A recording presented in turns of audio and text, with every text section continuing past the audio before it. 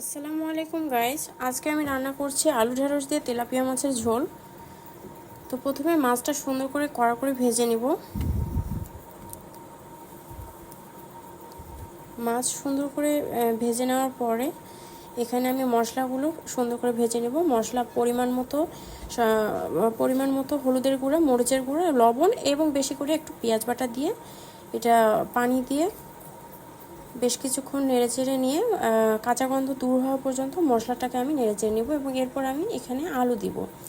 আলু দেওয়ার পরে আলুটাকে আমি মশলার মধ্যে একটু নেড়েচেড়ে নিব সুন্দর করে।